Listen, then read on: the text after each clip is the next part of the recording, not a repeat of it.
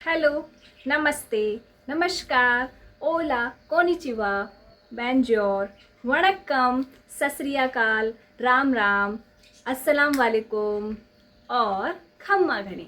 आइए, आज आप सभी का स्वागत है। अब आप सोच रहे होंगे कि हमें इतनी सारी भाषाओं में क्यों नमस्कार किया गया है। तो दोस्तों, इस बात को सोचिए कि इस दुनिया में कितनी सारी भाषाएं हैं। आपको ये जानकर के हैरानी होगी कि अलग अलग भाषाएं तो इस दुनिया में मौजूद है, लेकिन उनके बनने का तरीका बिल्कुल एक ही जैसा है। तो आइए, आज की क्लास में मैं आपको समझाने वाली हूँ लैंग्वेज कंपोजिशन, भाषा का निर्माण कैसे होता है। तो आइए कुछ छोटे छोटे स्टेप्स में पूरा लैंग्वेज कंपोजिशन समझते हैं। भाषा बिल्कुल एक जिगसॉ पजल की तरह है। आपने गेम का नाम तो सुना ही होगा, जिसमें छोटे छोटे ब्लॉक्स को जोड़ करके एक पूरी बिल्डिंग बनाई जाती है। बिल्कुल वैसे ही हमारी भाषा भी छोटे छोटे ब्लॉक्स को जोड़ करके पूरी लैंग्वेज का निर्माण होता है। तो आइए, आज की इस वीडियो में हमें सीक्रेट को डिकोड करने वाले हैं कि आखिर लैंग्वेज बनती कैसे है। कंपोजिशन का फर्स्ट स्टेप होता है फोनोलॉजी। फोनोलॉजी के अंदर छोटी छोटी ध्वनियाँ आती है। जब बच्चा छोटा होता है, उसे शब्दों का ज्ञान नहीं होता है, तो वो तरह तरह की ध्वनियाँ निकालता है, जैसे कि मामा, आ, बाबा। इस तरीके की ध्वनियों को फोनोलॉजी या ध्वनियाँ कहा जाता है।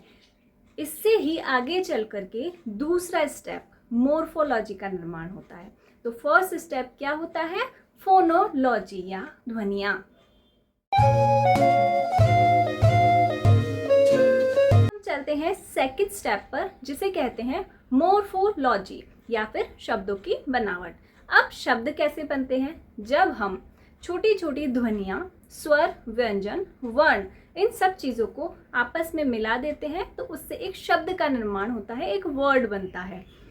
वर्ड के बनने की इस प्रक्रिया को ही मोर्फोलॉजी कहते हैं, शब्दों की बनावट। इससे एक शब्द बनता है और शब्द के अगर हम टुकड़े कर देंगे तो बन जाएगा फोनेम्स। तो याद रखना, फर्स्ट स्टेप है, फर्स्ट यूनिट है लैंग्वेज की फोनेम।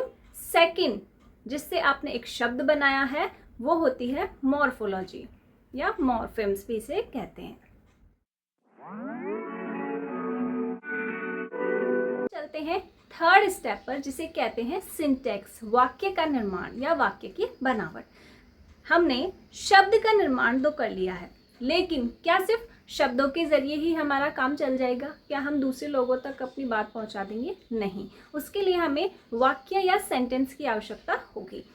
तो जब शब्दों को जोड़ा जाता है तो उससे वाक्य बनता है, लेकिन वाक्य बनाने के लिए शब्दों को एक सीक्वेंस में जोड़ा जाता है। उसके लिए एक नियम होता है।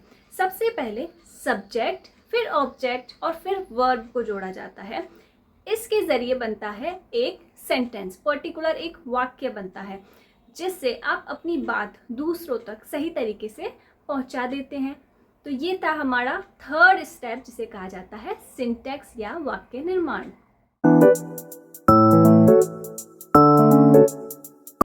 फोर्थ स्टेप पर, जिसे कहा जाता है सिमेंटिक्स या प्रैग्मेटिक्स। सिमेंटिक्स क्या है? आपने वाक्य का निर्माण तो कर लिया है, लेकिन उसका अर्थ क्या है वो आपको नहीं पता। तो वाक्य के अंदर अर्थ को समझाने के लिए हम सिमेंटिक्स का इस्तेमाल करते हैं। जो भी शब्द या वाक्य आपने निर्मित किया है, उसका एक्चुअल मीनिंग क्या है, उसका क्या अर्थ हो सकता है, उसे समझने के लिए हमें सिमेंटिक्स की आवश्यकता होती है। तो एक पर्टिकुलर सेंटेंस का मीनिंग क्या होता है, दूसरों को समझाने के लिए या दूसरों की भाषाओं को समझने के लिए हम सिमेंटिक्स का इस्तेमाल करते हैं, जिसे अर्थ विज्ञान भी कहते हैं।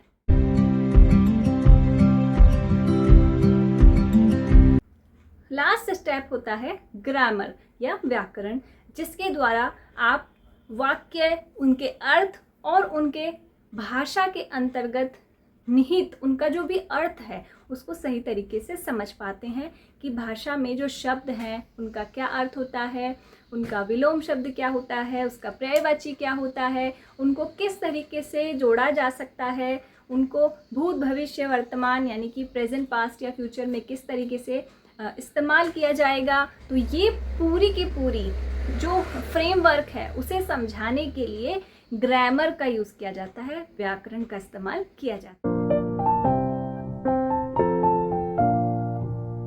वीडियो आपको कैसा लगा कमेंट सेशन में आकर के ज़रूर बताएं। वीडियो को लाइक करें, चैनल को सब्सक्राइब करें और अपने दोस्तों के साथ शेयर करना बिल्कुल ना भूलें। इसी तरीके के और वीडियोस अगर आप देखना चाहते हैं तो सब्सक्राइब करें। Brain says by Shilpa. अब आपसे मिलते हैं अगली वीडियो में, तब तक के लिए नमस्कार।